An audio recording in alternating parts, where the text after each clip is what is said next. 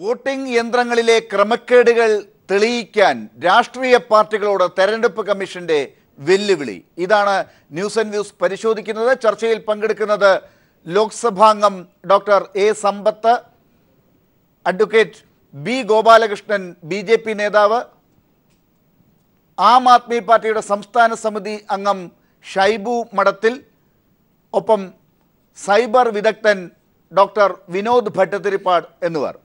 Doctor A സമ്പത്ത്, ഇന്നിപ്പോൾ സർവകക്ഷി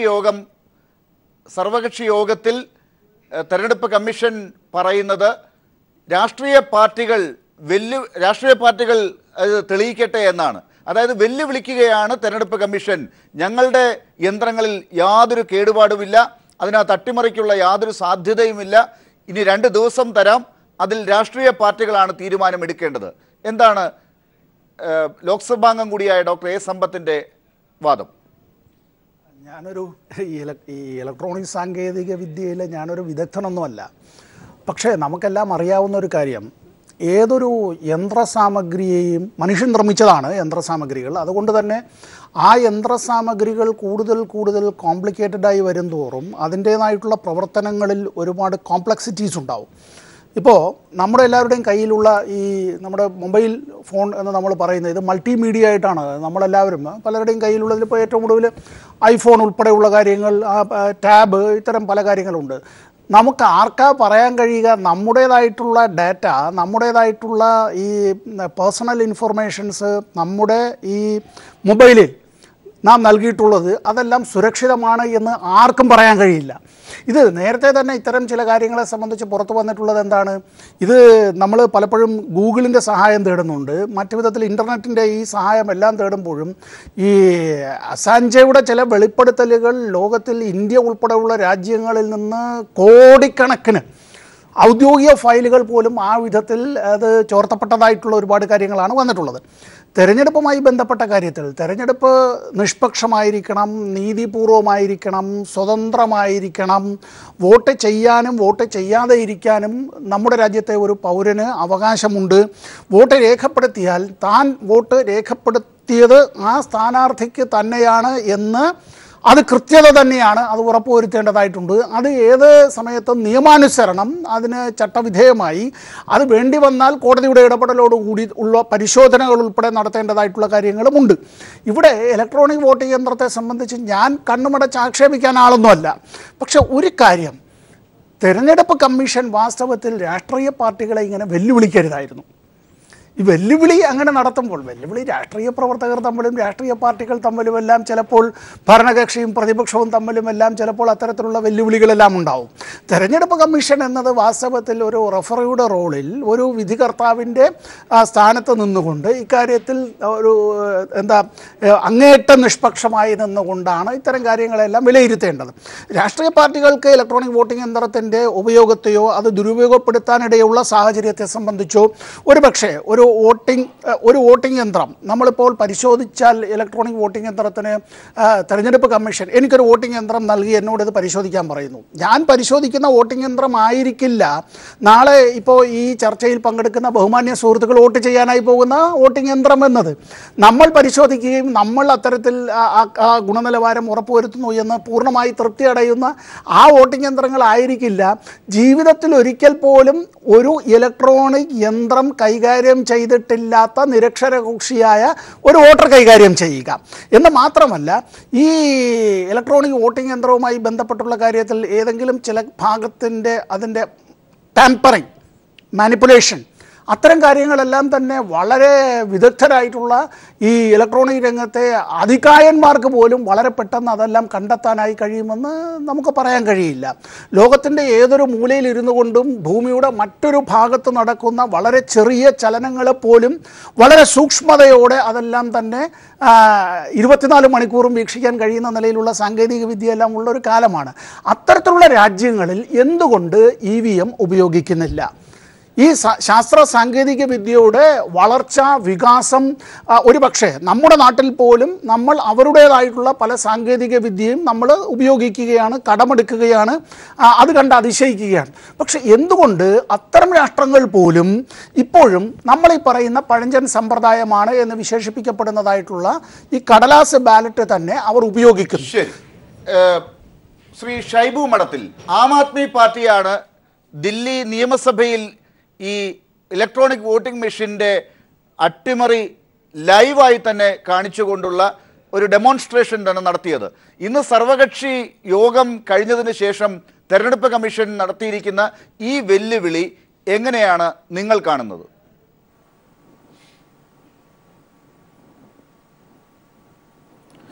നോക്കൂ, ഇലക്ഷൻ കമ്മീഷൻ ഇന്നത്തെ ചർച്ചയ്ക്ക് ശേഷം സർവകക്ഷി യോഗത്തിൽ പങ്കെടുത്ത ദേശീയ, സംസ്ഥാന സ്റ്റാറ്റസുള്ള പാർട്ടികളുടെ ആയിട്ടുള്ള ചർച്ചയ്ക്ക് ശേഷം ഇലക്ഷൻ കമ്മീഷൻ പറഞ്ഞിരിക്കുന്നത്, അതായിട്ട് പത്രങ്ങളിൽ റിപ്പോർട്ട് ചെയ്ത് വന്നു. ഞാൻ ഇതുവരെ ഇലക്ഷൻ കമ്മീഷൻ്റെ ഒരു പത്രക്കുറിപ്പ് കണ്ടിട്ടില്ല. ഇലക്ഷൻ കമ്മീഷൻ്റെ അതായിട്ട് റിപ്പോർട്ട് ചെയ്ത് വന്ന പ്രതികരണം, ഈ വോട്ടിംഗ് മെഷീൻ പരിശോധിക്കാൻ ഇലക്ഷൻ പാർട്ടികൾക്ക്, രാഷ്ട്രീയ പാർട്ടികൾക്ക് വോട്ടിംഗ് മെഷീൻ പരിശോധിക്കാനുള്ള അനുമതി കൊടുക്കാം എന്നുള്ളതാണ്. ഇതിനകത്ത് നമ്മൾ ശ്രദ്ധിക്കേണ്ട ഒരു കാര്യം, ഒന്നാമത്തെ കാര്യം, ഇലക്ഷൻ കമ്മീഷൻ ഇങ്ങനെ പരിശോധിക്കാം എന്നൊരു അവസരം വയ്ക്കുന്നത് ആദ്യമായിട്ടല്ല. ഇതിനു മുമ്പ് എൻ്റെ ഓർമ്മ ശരിയാണെങ്കിൽ 2006 അങ്ങനെ ഒരു ഓഫർ വെച്ചിരുന്നു. അത് ഇലക്ഷൻ കമ്മീഷൻ്റെ ഓഫീസിൽ, അതായത് ഡൽഹിയിലുള്ള, ന്യൂഡൽഹിയിലുള്ള ഹെഡ് ക്വാർട്ടേഴ്സിൽ ചെന്ന് നമുക്കത് കാണാം എന്ന് മാത്രമേ ഉള്ളൂ. അതല്ലാതെ ഇതിനകത്ത് സത്യത്തിൽ ഇതൊരു മാനിപ്പുലേഷൻ, ടാമ്പറിങ് നടത്തണമെങ്കിൽ അതിൻ്റെ മൈക്രോ പ്രോസസ്സറിലേക്ക് തന്നെ മെമ്മറി ചിപ്പിലേക്കുള്ള ആക്സസ് വേണം. ആ ആക്സസ് തരാൻ ഇലക്ഷൻ കമ്മീഷൻ തയ്യാറല്ല. ഇവിടെ നമ്മൾ മനസ്സിലാക്കേണ്ട ഒരു സംഗതി, ഈ പറയുന്ന വോട്ടിംഗ് മെഷീൻ ഒരു മെഷീനാണ്. ഏതൊരു ഇലക്ട്രോണിക്സ് പഠിച്ച ആളുകൾക്കും, ഞാൻ ഇലക്ട്രോണിക്സ് എഞ്ചിനീയറാണ്, അപ്പം ഏതൊരു യന്ത്രവും ടാമ്പറബിളാണ്, അത് ഹാക്കബിളാണ്, അതിനകത്ത് യാതൊരു സംശയവുമില്ല. അത് ഹാക്കബിൾ അല്ല എന്ന് നമുക്ക് പറയാൻ പറ്റില്ല, ഹാക്കബിളാണ്.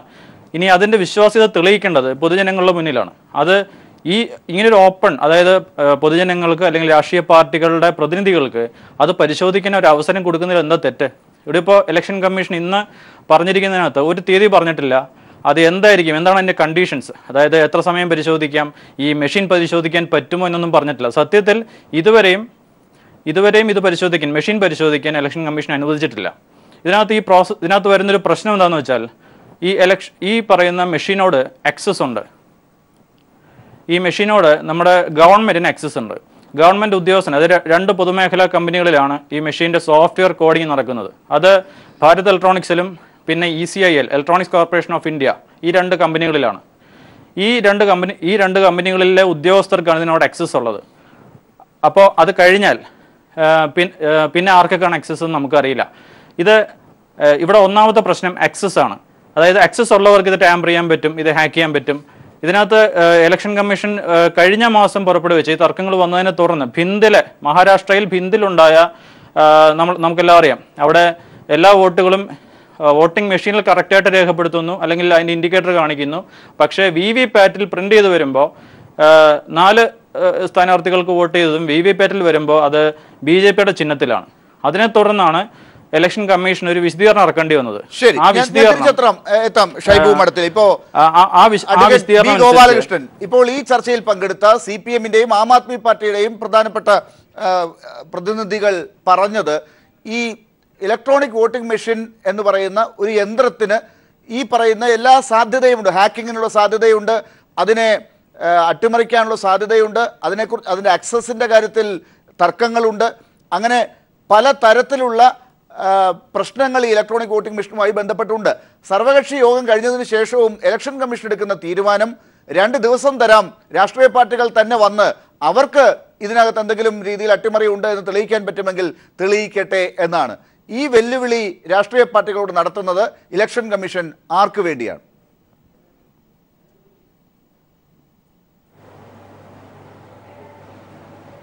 ഇലക്ഷൻ കമ്മീഷന് വേണ്ടി, ഇലക്ഷൻ കമ്മീഷൻ്റെ വിശ്വാസ്യതയെ നേരത്തെ എൻ്റെ സുഹൃത്ത് സമ്പത്ത് പറഞ്ഞതിനോട് എനിക്ക് യോജിക്കാൻ പറ്റില്ല. വെല്ലുവിളി നടത്തിയത് ശരിയല്ല എന്ന് പറയുന്നത്, വെല്ലുവിളി എന്നുള്ള ഭാഷ ശരിയല്ലായിരിക്കാം, പക്ഷേ ഇലക്ഷൻ കമ്മീഷൻ്റെ നിഷ്പക്ഷത തെളിയിക്കാൻ ബാധ്യതയാണ്. ഇലക്ഷൻ കമ്മീഷൻ എന്ന് പറഞ്ഞാൽ ഇന്ത്യയിലെ ഒരു ഇൻഡിപെൻഡൻറ്റ് ബോഡിയാണ്. ആ ഇൻഡിപെൻഡൻറ്റ് ബോഡിയെ ഒരു അസംബന്ധമായ വാർത്തകൾ വെച്ചുകൊണ്ട് പാവപ്പെട്ട ഈ നാട്ടിലെ ജനങ്ങൾക്ക് ഒരു സംശയമുണ്ടാക്കുന്ന രീതിയിൽ 1989 തുടങ്ങിയ സാധനത്തിന് 20 വർഷമായിട്ട് ആരും ഒരു തരത്തിലുമുള്ള കംപ്ലൈൻറ്റ് 20 വർഷമായി പറഞ്ഞില്ല. ഇപ്പോൾ BJP സർക്കാർ അധികാരത്തിൽ വന്നപ്പോൾ അത് ഇലക്ട്രോണിക് മെഷീനിൻ്റെ തകരാറാണ്. ഇതേ ഡൽഹിയിലെ ആം ആദ്മി 3 വർഷം മുമ്പ് അധികാരത്തിൽ വരുമ്പോൾ അവർ ഇതിനകത്ത് എന്തെങ്കിലും മിസ്മാനേജ്മെൻറ്റ് ചെയ്തുകൊണ്ടാണോ അധികാരത്തിൽ വന്നത്? പഞ്ചാബിൽ കോൺഗ്രസ് അധികാരത്തിൽ വന്നപ്പോൾ മിസ്മാനേജ്മെൻറ്റ് ചെയ്തുകൊണ്ടാണോ അധികാരത്തിൽ വന്നത്? മലപ്പുറത്ത് ഇവർ ജയിച്ചപ്പോൾ UDF ജയിച്ചപ്പോൾ മിസ്മാനേജ്മെൻറ്റ് ചെയ്തുകൊണ്ടാണോ അധികാരത്തിൽ വന്നത്? അപ്പോൾ ഇത് സാധാരണയാണ്. എങ്ങനെ തോൽക്കുന്ന ആളുകൾ തോൽവി BJP തോൽക്കുകയും നരസിംഹറാവു കോൺഗ്രസ് അധികാരത്തിൽ വരികയും ചെയ്ത സമയത്ത് BJPയിലെ ഒരാൾ ഈ ആരോപണം ഉന്നയിച്ചിട്ടുണ്ട്.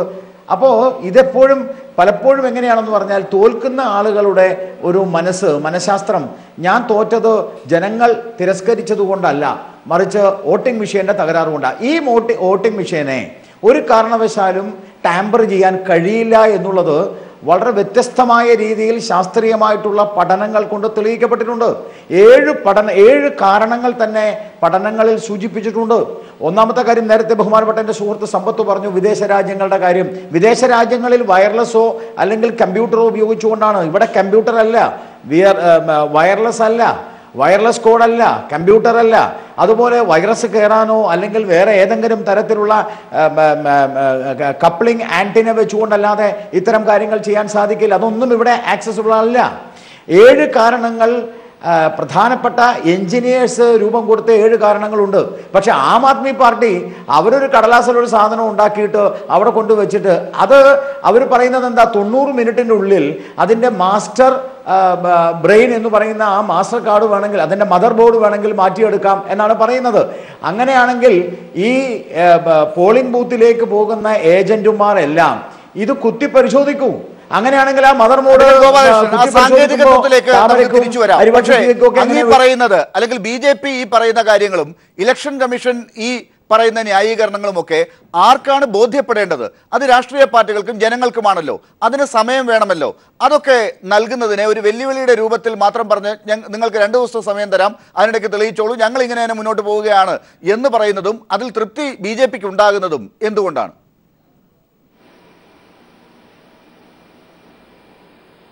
അത് BJPക്ക് മാത്രമല്ലെന്ന് എല്ലാവർക്കും തൃപ്തിയാണ്. നേരത്തെ സമ്പത്ത് പറഞ്ഞില്ലേ, ഞാൻ ഇതിൻ്റെ കോലാഹലങ്ങളിലേക്കൊന്നും ഞാനില്ല എന്ന് പറഞ്ഞ് വളരെ ഇവാസീവായിട്ടുള്ള ഒരു അപ്രോച്ചാണല്ലോ സമ്പത്ത് എടുത്തത്.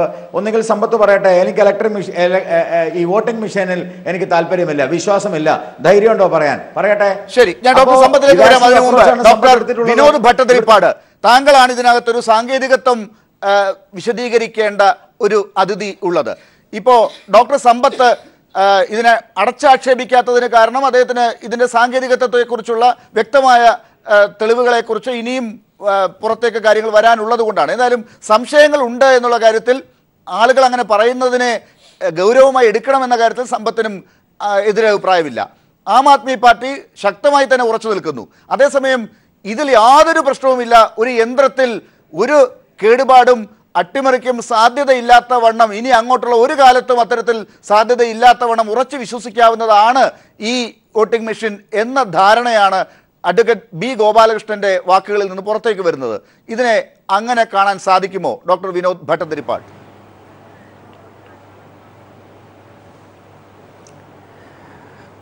സത്യം ഇതിന് രണ്ടിനും നടുവിലാണ്.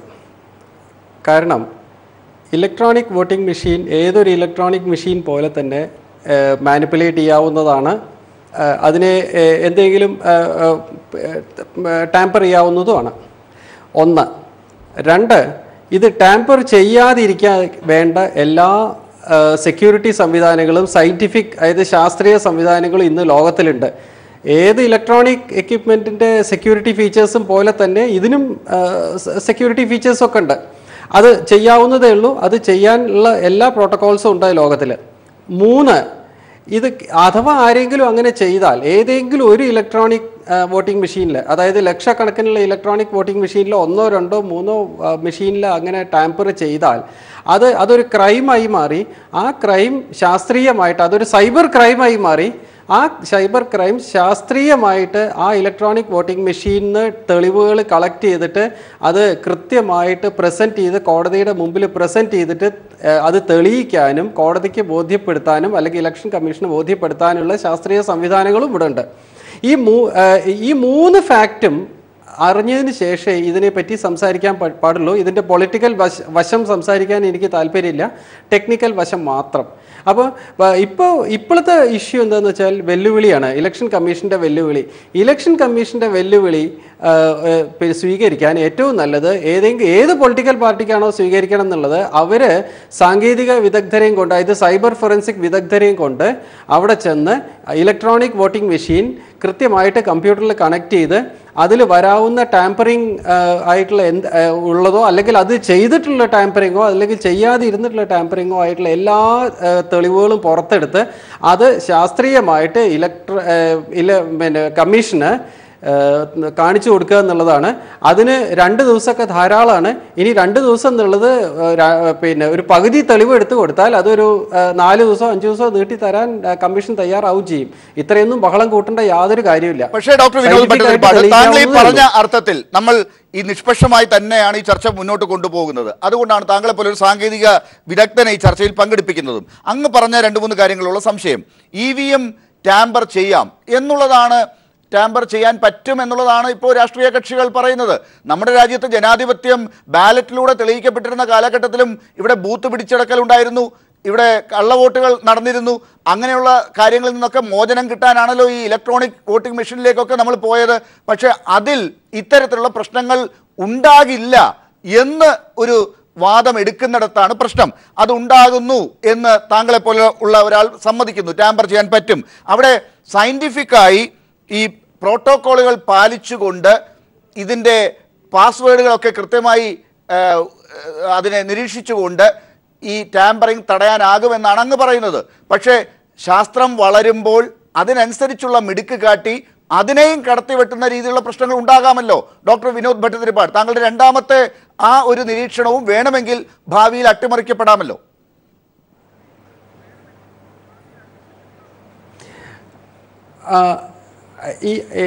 ഏത് ഇലക്ട്രോണിക് വെയിങ് മെഷീൻ്റെ കാര്യത്തിലും ഏത് മിനിറ്റിലും അട്ടിമറിക്കപ്പെടാവുന്നതാണ്. അതിന് സാങ്കേതിക വിദഗ്ധർ വളർന്നുകൊണ്ടിരിക്കുകയാണ്. സയൻറ്റിഫിക് ആയിട്ടുള്ള പ്രോട്ടോകോൾസും വളർന്നുകൊണ്ടിരിക്കുകയാണ്.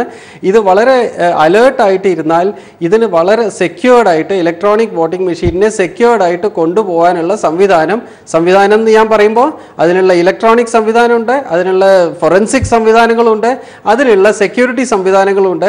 അതിന് പഠിച്ച ആളുകളും ഇവിടെ ഉണ്ട്. അവർ കൃത്യമായിട്ട് അവരവരുടെ ജോലി ചെയ്താൽ ഒരു ഇലക്ട്രോണിക് വോട്ടിംഗ് മെഷീനും ഒന്നും ചെയ്യാൻ പറ്റില്ല. ഇപ്പം ഞാനൊരു എക്സാമ്പിൾ പറയട്ടെ. ഇപ്പോൾ മലപ്പുറത്തെ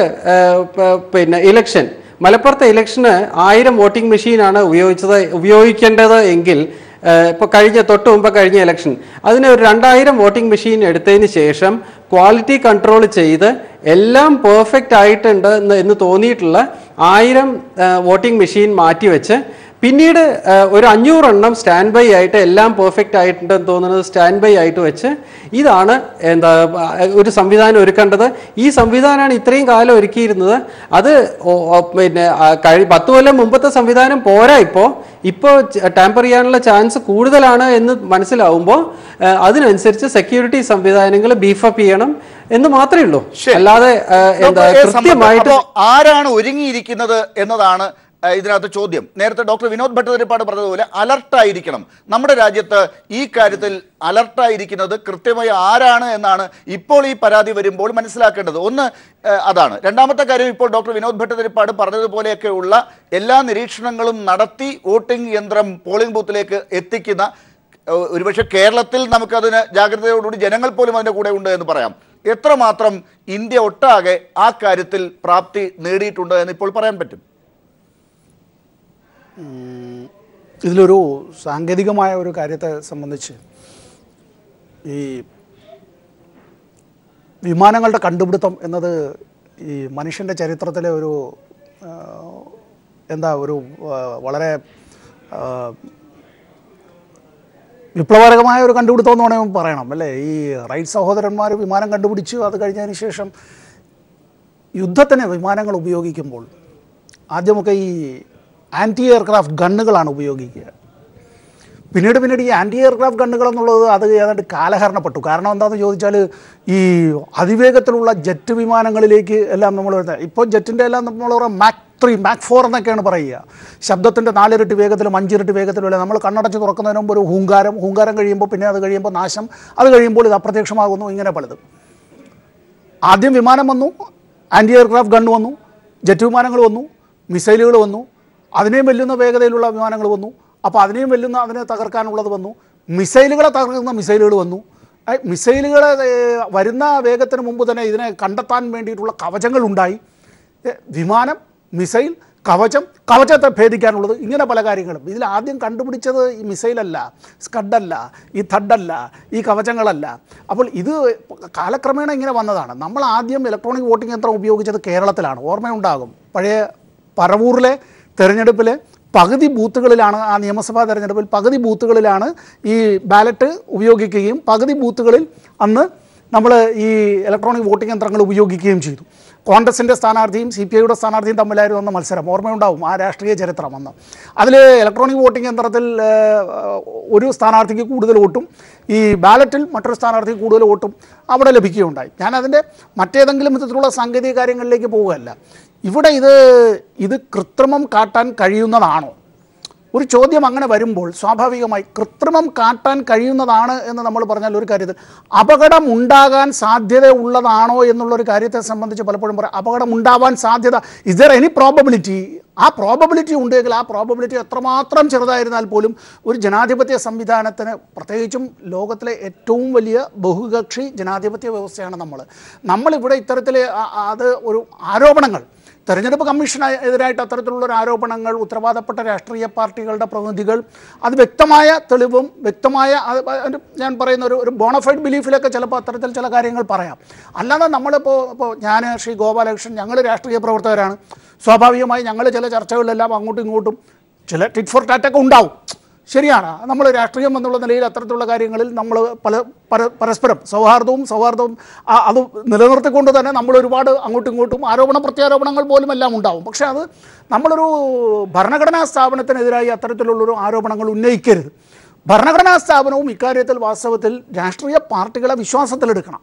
കാരണം ഈ രാഷ്ട്രീയ പാർട്ടികളാണ് നമ്മുടെ രാജ്യത്തെ ജനാധിപത്യ പ്രക്രിയയുടെ ഇതിൻ്റെ ഈ നാഡീഞരമ്പുകളായിട്ടുള്ള ഈ ജനാധിപത്യ പ്രക്രിയയെ മുന്നോട്ട് കൊണ്ടുപോകുന്നതിൽ ഇവർക്ക് വലിയ പങ്കാണുള്ളത്. അവിടെ രാഷ്ട്രീയ പാർട്ടികളെ അടച്ചാക്ഷേപിക്കുന്ന നിലയിലുള്ളൊരു തോന്നൽ പൊതുജനങ്ങൾക്കുണ്ടാവരുത്. പിന്നെ ലാല് പറഞ്ഞൊരു കാര്യമുണ്ട്, കേരളത്തെ സംബന്ധിച്ചുള്ളത്, കേരളത്തിൻ്റെ സ്ഥിതിയിൽ നിന്നുകൊണ്ട് നമ്മൾ ഒരിക്കലും ഇന്ത്യയുടെ മറ്റു ഭാഗങ്ങളെ വിലയിരുത്തരുത് ദയവായി. കാരണം ഇവിടെ എപ്പോഴും രാഷ്ട്രീയ പാർട്ടികൾ, ഞാൻ എന്ത് ചെയ്യുന്നു, ശ്രീ ഗോപാലകൃഷ്ണൻ എന്ത് ചെയ്യുന്നു, ആം ആദ്മി പാർട്ടിയുടെ സുഹൃത്ത് എന്ത് ചെയ്യുന്നു, കോൺഗ്രസിൻ്റെ നേതാവ് എന്ത് ചെയ്യുന്നു, അല്ല നമ്മുടെ ഒരു ശാസ്ത്ര സാങ്കേതിക വിദഗ്ധൻ എന്ത് ചെയ്യുന്നു, അത് ഇവിടെ നമ്മുടെ എക്സിക്യൂട്ടീവ് എന്ത് ചെയ്യുന്നു, ജുഡീഷ്യറി എന്ത് ചെയ്യുന്നു, ഇതെല്ലാം എല്ലാവരും we are all under scanner എപ്പോഴും. അത് മാധ്യമങ്ങൾ പോലും വാസ്തവത്തിൽ ഇത്തരത്തിൽ പൊതുജനങ്ങളുടെ മുമ്പിൽ, മാധ്യമപ്രവർത്തകർ പോലും വാസ്തവത്തിൽ പൊതുജനങ്ങളുടെ മുമ്പിൽ ഇവരെല്ലാവരും അണ്ടർ ദ സ്കാനറാണ്. മാധ്യമപ്രവർത്തകർ എങ്ങനെ പെരുമാറുന്നു, അവരെന്താണ് എഴുതിയത്, അവർ ഇന്നെന്താണ് പറഞ്ഞത്, ഇന്നലെ എന്താണ് പറഞ്ഞത്, ഇത്തരം കാര്യങ്ങൾ. പക്ഷേ അത് നമ്മൾ ഇന്ത്യയിൽ എല്ലായിടത്തും അങ്ങനെ തന്നെ ആവണമെന്നില്ല. ഇവിടെ ഞാൻ ആർക്ക് വോട്ട് ചെയ്തു എന്നത് ഇലക്ട്രോണിക് വോട്ടിംഗ് യന്ത്രത്തിൽ രേഖപ്പെടുത്തുന്നത് പോലെ തന്നെ എൻ്റെ ഒരു വിനീതമായ അഭിപ്രായം, എനിക്കൊരു സ്ലിപ്പ് ഇക്കാര്യത്തിലെങ്കിലും എൻ്റെ അറിവിലേക്കായി ഒരു ചെറിയ സ്ലിപ്പെങ്കിലും എൻ്റെ കൈവശം ഉണ്ടായിരിക്കുന്നത് നല്ലതാണ്. ഞാൻ വോട്ട് ചെയ്ത് ഇന്നാർക്കാണ്, ഞാൻ വോട്ട് ചെയ്ത പാർട്ടി സ്ഥാനാർത്ഥി, അത് എനിക്കൊരു ചെറിയ സ്ലിപ്പ് ആ ഒരു കാര്യത്തിൽ, അതെനിക്ക് വാസ്തവത്തിൽ ഇപ്പം നമ്മൾ ഇന്ന് വോട്ട് ചെയ്യുന്ന യന്ത്രങ്ങളിലാണ് എങ്കിൽ വോട്ട് ചെയ്യുന്നു, ആ വോട്ട് ചെയ്യുന്ന യന്ത്രത്തിനെ അതിന് നേരെ അതിൻ്റെ മറ്റൊരു യൂണിറ്റിലേക്ക് ഘടിപ്പിച്ചിരിക്കുന്നു, ഇത് കൊണ്ടുപോകുന്നു, ഇത് കൊണ്ട് എല്ലാം കഴിഞ്ഞതിന് ശേഷം സീൽ ചെയ്ത് കൊണ്ടുപോകുന്നു, ഒരുപാട് ആഴ്ചകൾക്ക് ശേഷം എടുക്കുന്നു, അതിൻ്റെ പിന്നെ വീണ്ടും ഇതുപോലെ തന്നെ ഇതിൻ്റെ കൗണ്ടിങ് എല്ലാം നടത്തുന്നു, കുറേ പേര് ജയിക്കുന്നു, മറ്റുള്ളവരെല്ലാം കഴിഞ്ഞ് തെരഞ്ഞെടുപ്പിൽ പരാജയപ്പെട്ടവർ പോകുന്നു. ഇത് സംബന്ധിച്ചുള്ള വലിയ തർക്കങ്ങളും കേസുകളും ഒന്നും വന്നില്ല. ഇപ്പോൾ ഇത്തരം ഒരു കാര്യത്തെക്കുറിച്ചൊന്നും പരാജയപ്പെട്ടു എന്നുള്ളത് കൊണ്ട് പരാജയപ്പെട്ടവർ ഈ വോട്ടിംഗ് യന്ത്രത്തെ ആക്ഷേപിക്കുന്നതും ഞങ്ങൾ ജയിച്ചു എന്നുള്ളത് കൊണ്ട് തെരഞ്ഞെടുപ്പാണ് പ്രധാനപ്പെട്ടത്, തെരഞ്ഞെടുപ്പ് യന്ത്രമല്ല. തെരഞ്ഞെടുപ്പ് യന്ത്രത്തെ നമ്മളൊരു വിഗ്രഹമായി പ്രതിഷ്ഠിച്ച് അതിനെ പൂജിക്കേണ്ട കാര്യമൊന്നുമില്ല. തെറ്റുകളും പശകളും ഉണ്ടെങ്കിൽ അത് കണ്ടെത്തുകയും അത് തിരുത്തുകയും തന്നെയാണ് ചെയ്യേണ്ടത്. ഒരു വിധത്തിലുള്ള ചാൻസിന് ഒരു വിധത്തിലുള്ള ചാൻസിന് നമ്മൾ ഇട കൊടുക്കാൻ പാടില്ല. ശരി, ഷൈബു മഠത്തിലേക്ക് വരുന്നതിന് മുമ്പ് അഡ്വക്കേറ്റ് ഗോപാലകൃഷ്ണൻ, അപ്പോൾ ഇവിടെ ഇപ്പോൾ സാങ്കേതിക വിദഗ്ധൻ ഡോക്ടർ വിനോദ് ഭട്ടതിരിപ്പാടും ഡോക്ടർ സമ്പത്തും ആം ആദ്മി പാർട്ടിയുടെ നേതാവ് നേരത്തെ പറഞ്ഞതുമനുസരിച്ച് ഒരുപക്ഷെ ഈ പറയുന്ന വോട്ടിംഗ് യന്ത്രങ്ങളിൽ കാലങ്ങൾ മുന്നോട്ട് പോകുന്നതിനനുസരിച്ചുള്ള മാറ്റങ്ങളൊക്കെ ഉണ്ടാകും. ഈ സാങ്കേതിക വൈദഗ്ധ്യം വർദ്ധിക്കുന്നതിനനുസരിച്ച് അതിനെ അട്ടിമറിക്കാനുള്ള സാധ്യതകൾ കൂടും. അപ്പോൾ വേണ്ടത് വലിയ ജാഗ്രതയാണ്. ആ ജാഗ്രത എത്രത്തോളം അട്ടിമറിക്കാനുള്ള ജാഗ്രത പുലർത്തുന്നുണ്ട് എന്നുള്ളതാണ് വ്യക്തമാകേണ്ടത്. ആ കാര്യത്തിൽ കൂടുതൽ ശ്രദ്ധ ഉണ്ടാകേണ്ടതുണ്ട് എന്ന് രാഷ്ട്രീയ പാർട്ടികൾ ഒന്നടങ്കം കാണുമ്പോൾ, ജനങ്ങൾക്ക് ആ സംശയം മനസ്സിൽ വളരുമ്പോൾ എന്തുകൊണ്ടാണ് ആ സാധ്യതകളിലേക്ക് ഇറങ്ങിത്തിരിക്കാത്തത് ഭരിക്കുന്ന പാർട്ടി മാത്രം?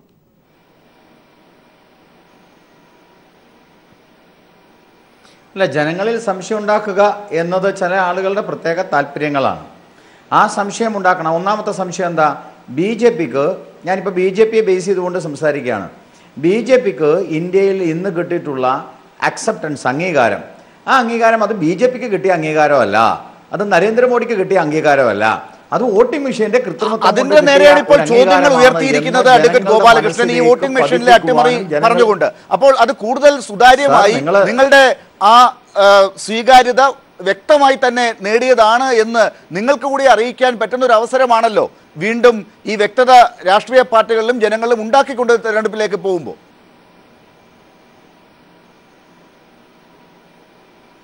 ലാലെ, ഇത് ലാലിന്റെ ഷോ അല്ല, ഇത് നമ്മുടെ ചർച്ചയാണ്. സമ്പത്ത് സംസാരിച്ചപ്പോൾ നിങ്ങളുടെ ഇടയിൽ സംസാരിച്ചില്ലല്ലോ.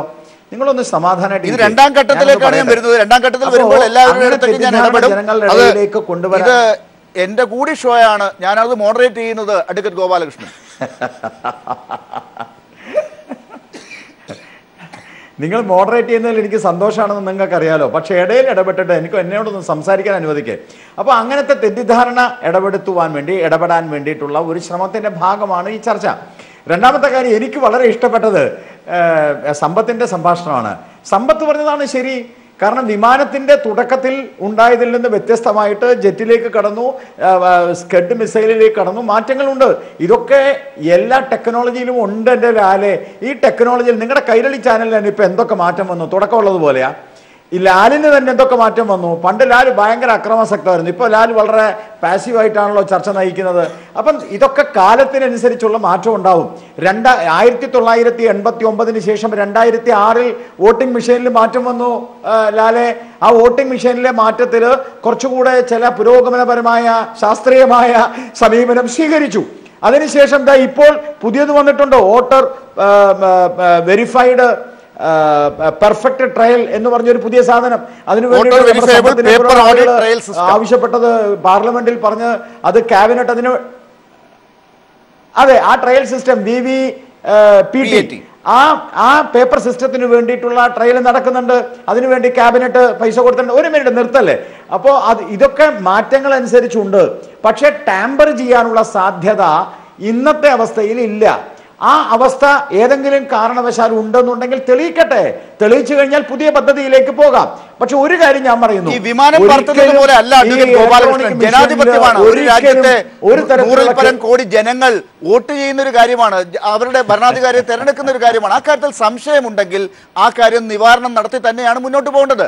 ഇപ്പോൾ പറഞ്ഞ രീതിയിൽ ഏതെങ്കിലും തരത്തിൽ അതിനകത്ത് സംശയമുണ്ടെങ്കിൽ അത് തെളിയിക്കേണ്ടത് ജനങ്ങളല്ല, അത് കൃത്യമായി അതിനുള്ള അവസരം ഒരുക്കേണ്ടത് കമ്മീഷനും അതിന് മുൻകൈ എടുക്കേണ്ടത് സർക്കാരും തന്നെയാണ്. എന്തുകൊണ്ടാണ് അക്കാര്യത്തിൽ വീണ്ടും വീണ്ടും തർക്കിക്കുന്നത്?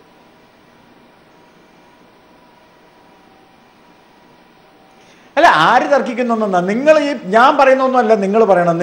നിങ്ങൾ കാണാപ്പാടം പഠിച്ചിട്ട് എഴുതി കൊണ്ടുവന്ന സാധനമൊക്കെ വിളിച്ചു പറഞ്ഞിട്ട് എന്താ കാര്യം? ഞാൻ തർക്കിച്ചിട്ടില്ല. ഞാൻ പറഞ്ഞത് എന്താ? ഞാൻ പറഞ്ഞത് വളരെ കൃത്യമാണ്.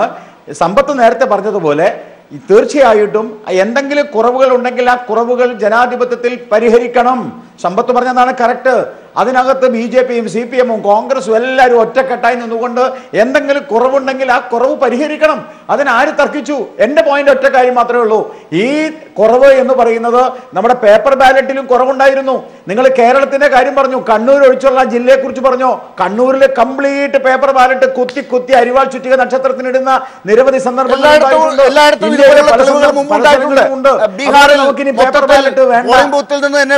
വോട്ടർ പെട്ടി മൊത്തത്തിൽ എടുത്തുകൊണ്ട് പോകുന്ന പറയുന്ന കഥകൾ നമ്മൾ അതെ, കേട്ടിട്ടുണ്ട്. ഉണ്ട്. പക്ഷേ അത് ആ ബാലറ്റ് പേപ്പറിന്റെ കുഴപ്പമായിരുന്നില്ല, അത് ആ സംവിധാനത്തിലെ ജാഗ്രത പുലർത്തുന്നതിന് വേണ്ടി നിയോഗിക്കപ്പെട്ട ഉദ്യോഗസ്ഥരുടെ കുഴപ്പങ്ങളായിരുന്നു. അത് വീണ്ടും കാലാകാലങ്ങളായി ആളുകൾ നിരീക്ഷിച്ചു, അതിനുള്ള മറുപടികൾ കൊടുത്തിട്ടുമുണ്ട്. അപ്പോൾ എന്തുകൊണ്ടാണ് ശ്രീ ഗോപാലകൃഷ്ണൻ അമേരിക്കയിലും മറ്റ് യൂറോപ്യൻ രാജ്യങ്ങളിലും ഇപ്പോഴും ഈ ബാലറ്റിലേക്ക് തന്നെ പോകുന്നതിന് ആളുകൾ അവിടുത്തെ ഭരണാധികാരികൾ തീരുമാനിക്കുന്നത്?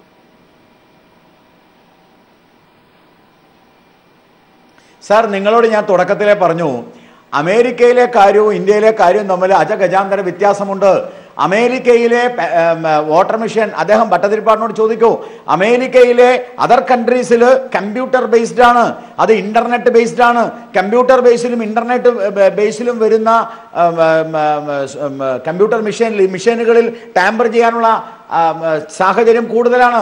അമേരിക്കയിലും വിദേശ രാജ്യങ്ങളിലും ഉപയോഗിക്കുന്ന ടെക്നോളജി അല്ല ഇന്ത്യയിൽ ഉപയോഗിക്കുന്നത്. നിങ്ങൾ ആദ്യം അത് മനസ്സിലാക്കുക. ഈ കാര്യത്തിൽ എനിക്ക് മാത്രം മനസ്സിലായാൽ പോരാ, ജനങ്ങൾക്ക് മനസ്സിലാകണം. അഡ്വക്കേറ്റ് ഗോപാലകൃഷ്ണൻ എഴുതിക്കൊണ്ടുവന്ന് ഇപ്പോൾ നോക്കി വായിച്ചതുപോലെ അല്ല, ജനങ്ങൾക്ക് അത് കാര്യങ്ങൾ വ്യക്തമായി മനസ്സിലാകേണ്ടതുണ്ട്. അതിന് എന്താണ് വഴി, അതിന് ആരാണ് ആദ്യം ബോധ്യപ്പെടുത്തേണ്ടത് എന്നതാണ് വ്യക്തമാകേണ്ടത്. ആം ആദ്മി പാർട്ടിയുടെ നേതാവ് ഷൈബു മഠത്തിൽ ഈ വിശദീകരണം നിങ്ങൾക്ക് തൃപ്തികരമാകുന്നുണ്ടോ?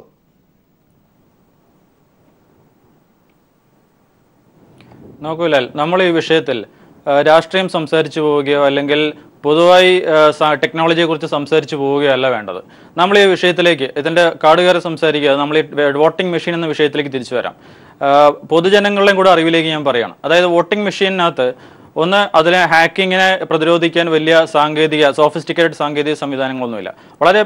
വളരെ സിമ്പിളായിട്ടുള്ള ബേസിക് ആയിട്ടുള്ള ഒരു മെഷീനാണ് നമ്മുടെ വോട്ടിംഗ് മെഷീൻ. അത് തന്നെയാണ് അതിൻ്റെ ഏറ്റവും വലിയ മേന്മയായിട്ട് ഇലക്ഷൻ കമ്മീഷൻ പറയുന്നതും. അത് ശരിയുമാണ്. അതായത് ഒരു മൈക്രോ കൺട്രോളർ ബേസ്ഡ് സിസ്റ്റമാണ്. നമ്മുടെയൊക്കെ കമ്പ്യൂട്ടറുകൾ ഉപയോഗിക്കുന്ന പോലത്തെ ഒരു കമ്പ്യൂട്ടർ ചിപ്പുണ്ട്, അതിൻ്റെ കൂടെ ഒരു മെമ്മറി ഉണ്ട്.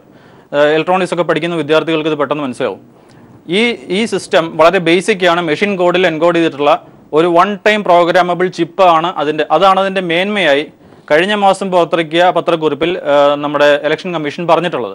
ഇനി ഇതിൻ്റെ സുരക്ഷാ സംവിധാനം രണ്ട് തരത്തിലാണ് വർക്ക് ചെയ്യുന്നത്. രണ്ട് തലത്തിൽ. ഒന്ന്, ഇതിൻ്റെ മേക്കിംഗ് സ്ഥലത്ത്, അതായത് ഇത് രണ്ട് പൊതുമേഖലാ കമ്പനികൾ ഉണ്ടാക്കുന്ന ഇലക്ഷൻ കമ്മീഷൻ്റെ കയ്യിൽ അത് വരുന്നു. അവിടെ അതിന് വളരെ വലിയ രഹസ്യ സ്വഭാവമുണ്ട്. വളരെ ലിമിറ്റഡ് ആയിട്ടുള്ള ഉദ്യോഗസ്ഥന്മാർക്ക് മാത്രമേ അതിലേക്ക് ആക്സസ് ഉള്ളൂ. അതാണ് അതിൻ്റെ ഒന്നാമത്തെ സുരക്ഷ. രണ്ടാമത്തെ സുരക്ഷ എന്ന് പറയുന്നത് ഇത് എക്സിക്യൂട്ട് ചെയ്യുന്ന സ്ഥലത്താണ്, അതായത് പോളിംഗ് ബൂത്തുകളിലാണ്. പോളിംഗ് ബൂത്തുകളിൽ ഇത് ഉപയോഗിക്കുമ്പോൾ ഒരുപാട് തലത്തിലുള്ള റാൻഡമൈസേഷൻ അഥവാ സ്ക്രാംബ്ലിംഗ് നടക്കുന്നുണ്ട്. അതായത് ഏത് പർട്ടിക്കുലർ വോട്ടിംഗ് മെഷീന് ഏത് പർട്ടിക്കുലർ ബൂത്തിൽ വരുമെന്ന് മുൻകൂട്ടി അറിയാൻ ഒരു മാർഗ്ഗവുമില്ല. അവിടെ എല്ലാം പലതരത്തിലുള്ള സ്ക്രാംബ്ലിംഗ് ഉണ്ട്, അത് ഷഫ്ലിംഗ് നടക്കുന്നുണ്ട്.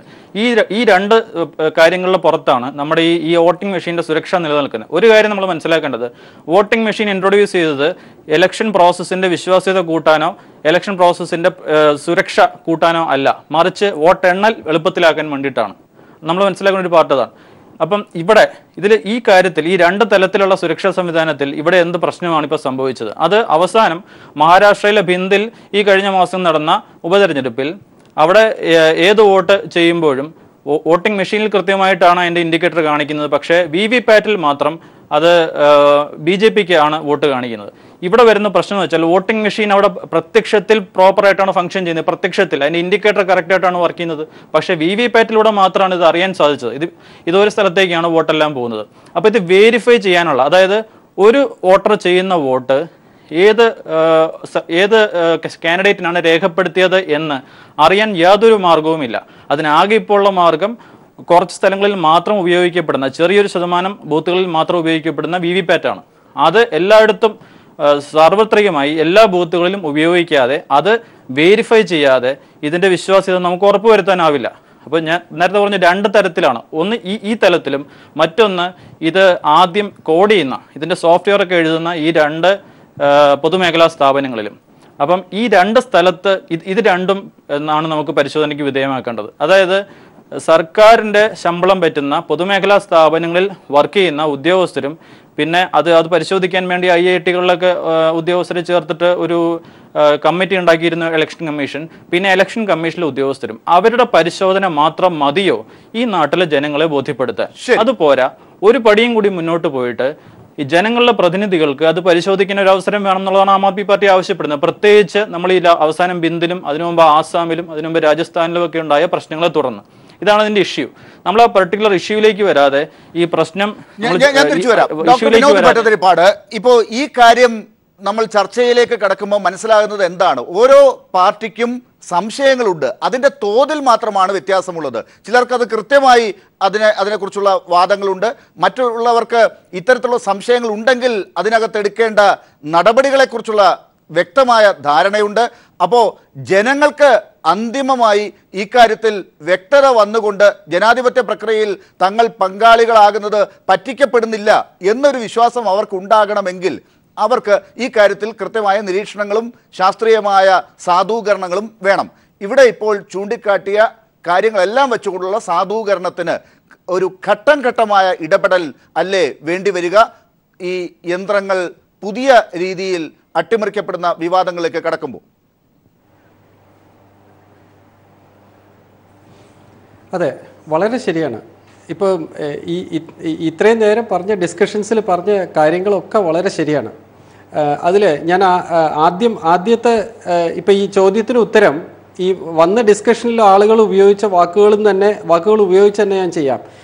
ഡോക്ടർ സമ്പത്ത് പ്രോബബിലിറ്റി എന്നൊരു വാക്ക് പറഞ്ഞു. ഇലക്ഷൻ കമ്മീഷൻ ചെയ്യേണ്ടിയിരുന്നത് ഈ മാത്തമാറ്റിക്കലായിട്ട് കൃത്യമായിട്ടുള്ള ഒരു പ്രോബബിലിസ്റ്റിക് അനാലിസിസ് നടത്തിയിട്ട് ഈ രാജ്യത്തെ ലക്ഷക്കണക്കിന് കോടിക്കണക്കിനുള്ള വോട്ടിംഗ് മെഷീനിൽ, ഇലക്ട്രോണിക് വോട്ടിംഗ് മെഷീനിൽ ടാമ്പർ ചെയ്യപ്പെടാനോ അല്ലെങ്കിൽ മാനിപ്പുലേറ്റ് ചെയ്യപ്പെടാനോ അല്ലെങ്കിൽ പിന്നെ എറോണിയസ് ആയിട്ട് വർക്ക് ചെയ്യാനോ ഉള്ള സാധ്യത എന്താണെന്ന് പ്രോബബിലിറ്റി തിയറി കൂടെ പ്രൂവ് ചെയ്യണം. ധാരാളം പ്രോബബിലിറ്റി തിയറീസ് ഇന്ന് അവൈലബിൾ ആണ് ഇത് പ്രൂവ് ചെയ്യാനുള്ള. എറർ അനാലിസിസ് അല്ലെങ്കിൽ എറർ ഫോറൻസിക് അനാലിസിസ് എന്നൊക്കെ അതിൻ്റെയൊക്കെ പ്രോബബിലിറ്റി തിയറിയും മാത്തമാറ്റിക്കൽ തിയറീസൊക്കെ ഒരുപാട് ഉണ്ട്.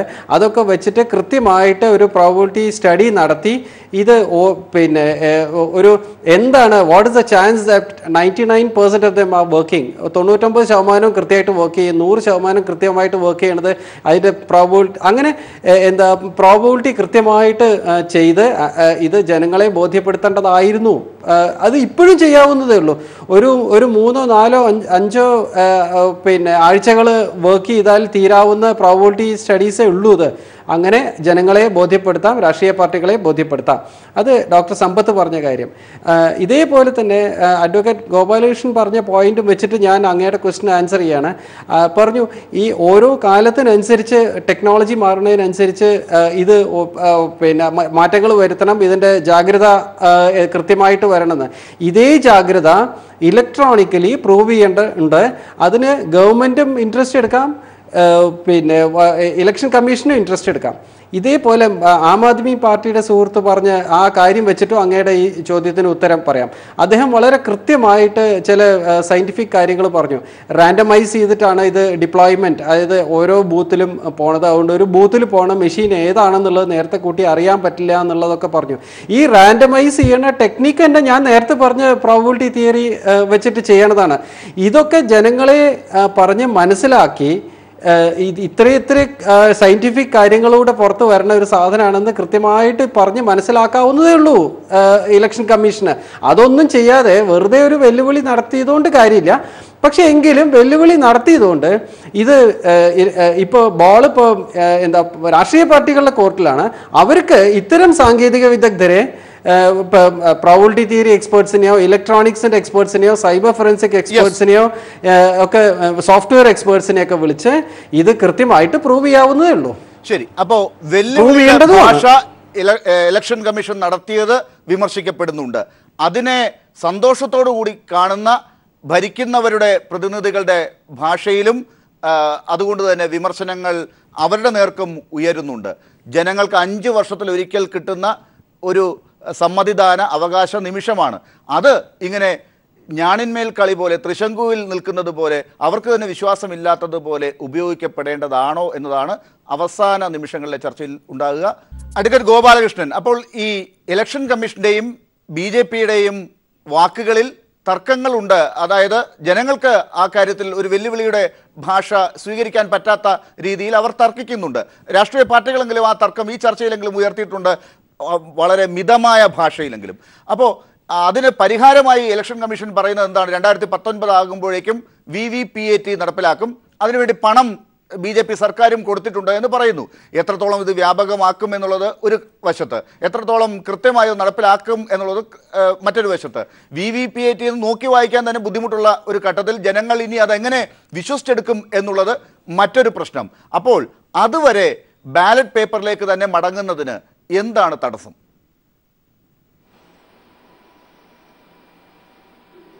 ബാലറ്റ് പേപ്പർ നിന്നേക്കാൾ അപകടകരമല്ലേ? ബാലറ്റ് പേപ്പർ നിങ്ങളല്ലേ നേരത്തെ പറഞ്ഞത് പെട്ടി അടക്കം അടിച്ചുകൊണ്ട് മാറ്റുവാന്ന്. പിന്നെ എങ്ങനെയാ? ഇതിനേക്കാൾ അപകടകരമാണ് ബാലറ്റ് പേപ്പർ. പെട്ടി അടിച്ചുകൊണ്ട് പോകുന്നത് ഇലക്ട്രോണിക് വോട്ടിംഗ് മെഷീൻ ആണെങ്കിലും പറ്റും. അത് അടിച്ചുകൊണ്ട് പോകും എന്നുള്ളത് അത് വേണമെങ്കിൽ അടിച്ചുകൊണ്ട് പോകാമല്ലോ. ആ പ്രശ്നം ഈ സാങ്കേതിക പ്രശ്നമല്ല.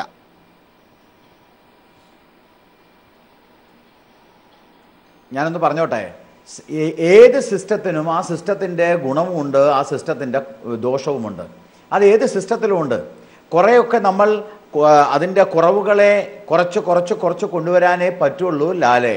അങ്ങനെ ആ സിസ്റ്റത്തിൽ, പരമാവധി സിസ്റ്റത്തിൽ കുറവുകൾ കുറച്ചുകൊണ്ടാണ് ഇന്ന് വോട്ടിംഗ് മെഷീൻ പ്രവർത്തിച്ചുകൊണ്ടിരിക്കുന്നത്. അതല്ലെങ്കിൽ എൻ്റെ സുഹൃത്ത് ലാലിന് പറയേണ്ടി വരും, പിണറായി വിജയൻ അധികാരത്തിൽ കയറിയത് വോട്ടിംഗ് ടാമ്പറിംഗ് നടത്തിയിട്ടാണ്. നേരത്തെ പറഞ്ഞു ജാഗ്രത കൂടുതലുള്ള സംസ്ഥാനത്ത് ഈ പരാതി ഇതുവരെ വന്നിട്ടില്ല. അതില്ലാത്തടത്തു നിന്നാണ് മധ്യപ്രദേശിൽ നിന്നും മഹാരാഷ്ട്രയിൽ നിന്നുമൊക്കെയാണ് പരാതികൾ വന്നത്. ഞാൻ പറഞ്ഞോട്ടെ സാർ, ബംഗാളിൽ 34 വർഷം 1989 തുടങ്ങിയതാ. വേണ്ട, നമ്മുടെ ഡൽഹി കഴിഞ്ഞ നമ്മുടെ കെജ്രിവാൾ അധികാരത്തിൽ വന്നത് ടാമ്പർ ചെയ്തിട്ടാന്ന് പറയേണ്ടി വരും. ഇതൊക്കെ ബാലിശമായിട്ടുള്ള കാര്യങ്ങളാണ്, ബാലിശമായിട്ടുള്ള അവകാശവാദങ്ങളാണ്. അതിനൊക്കെ നല്ലത് എന്തെങ്കിലും കുറവുണ്ടെങ്കിൽ ആ കുറവ് പരിഹരിക്കാൻ, ഇപ്പൊ നേരത്തെ സമ്പത്ത് പറഞ്ഞ പോലെ ഒരു സ്ലിപ്പ് കൊടുക്കാൻ കഴിഞ്ഞെങ്കിൽ നല്ലതാണ്. അത്തരം ചില കാര്യങ്ങൾ കൂടുതൽ പരീക്ഷണ ഘട്ടത്തിൽ ഉപയോഗിച്ചുകൊണ്ട് ജനങ്ങൾക്കൊരു സംശയവുമില്ലാതെ, ലാലിനെ പോലുള്ള ആളുകൾക്ക് ചർച്ച ചെയ്യാനുള്ള ചാൻസ് ഇല്ലാതെ നല്ല രീതിയിൽ ഇത്തരം കാര്യങ്ങൾ അവതരിപ്പിക്കാൻ എല്ലാവരും കൂടി ശ്രമിക്കണം. അതിന് സംശയമില്ല. ഇലക്ഷൻ കമ്മീഷൻ പറയുന്നു 2 ദിവസം തരും, രാഷ്ട്രീയ പാർട്ടികൾ വന്ന് തെളിവ് ഹാജരാക്കൂ, ഇത് തെളിയിക്കൂ എന്ന് പറഞ്ഞ് വെല്ലുവിളിക്കുന്നു. BJP പറയുന്നു ഇതിൽ യാതൊരു കുഴപ്പവുമില്ല, എല്ലാം തികഞ്ഞതാണ് ഈ മെഷീൻ എന്ന് പറയുന്നു. അപ്പോൾ മറ്റുള്ളവർ പറയുന്നു ഇത് തെളിയിക്കേണ്ടതാണ്, മാറ്റേണ്ടതാണ്, സമയം വേണം എന്ന് പറയുമ്പോൾ ആരാണ് ഇതിന് മുൻകൈ എടുക്കേണ്ടത്? ഞങ്ങൾക്ക് ചർച്ച ചെയ്യാതിരിക്കാനുള്ള അവസരം ആരാണ് ഉണ്ടാക്കേണ്ടത്?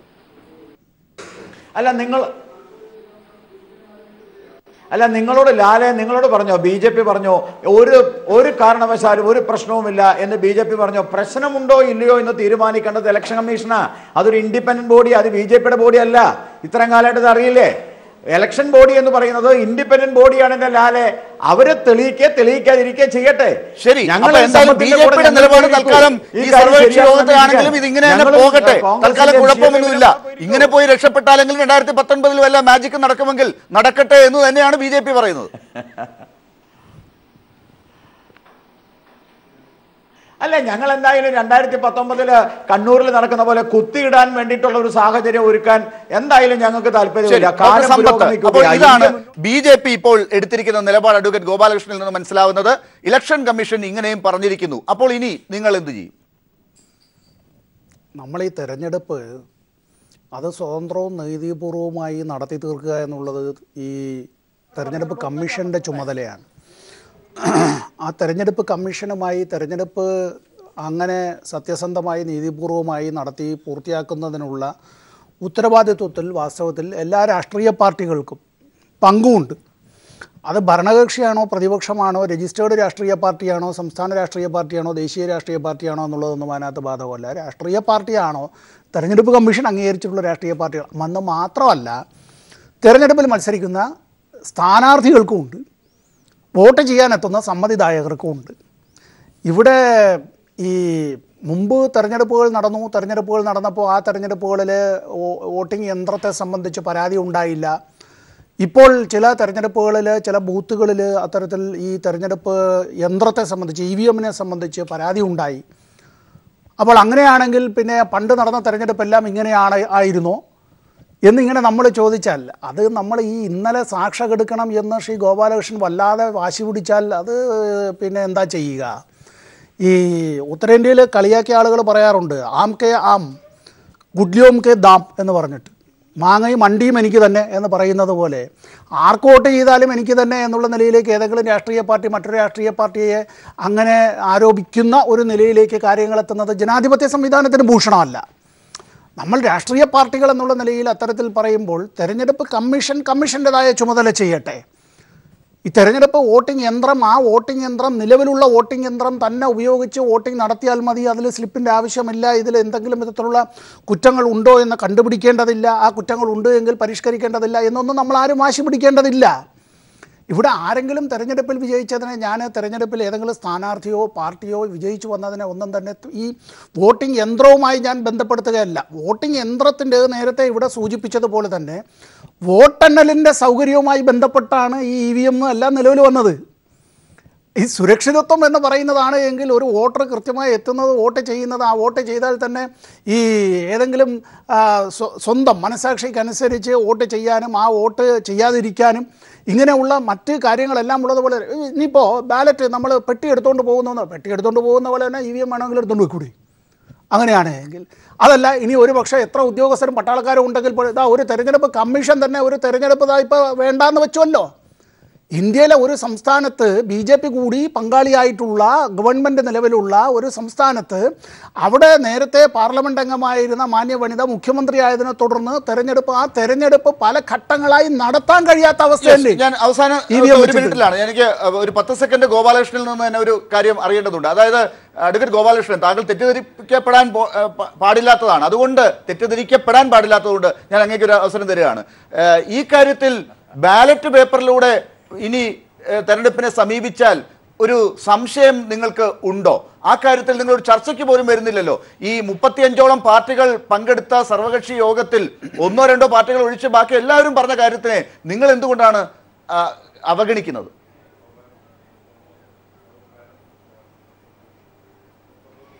ഞങ്ങൾക്ക് ബാലറ്റ് ആയാലും കുഴപ്പമില്ല, ഞങ്ങൾക്ക് ഇലക്ട്രോണിക് മെഷീൻ ആയാലും കുഴപ്പമില്ല. ഞങ്ങൾക്ക് ജനങ്ങളിലാണ് വിശ്വാസം, ഞങ്ങൾ യന്ത്രത്തിലല്ല. അതായത് കേരളത്തിലെ യന്ത്രം ശരി, ത്രിപുരയിലെ യന്ത്രം ശരി, ഡൽഹിയിലെ യന്ത്രം ശരി, UP-യിലെ യന്ത്രം മാത്രം കേട് എന്നുള്ള ബാലിശമായിട്ടുള്ള, പിന്നെ ആം ആദ്മി പാർട്ടി ഉപയോഗിക്കുന്നതൊക്കെ വെറും ബാലിശമായിട്ടുള്ള അവകാശവാദങ്ങൾ. ശരി, അതിലേക്ക് പോകാനുള്ള സമയം ഇല്ലാത്തത് കൊണ്ടാണ്. എന്തായാലും അത്തരത്തിലുള്ള കാഴ്ചപ്പാട് ഞങ്ങൾക്കില്ല. ഷൈബു മഠത്തിൽ താങ്കൾക്ക് ഒരു 10 സെക്കൻഡ് തരാം. എന്താണ് നിങ്ങൾ ഇനി ചെയ്യാൻ പോകുന്നത്? ആം ആദ്മി പാർട്ടി എന്താണ് ഈ കാര്യത്തിൽ ഇനി ചെയ്യാൻ പോകുന്നത്?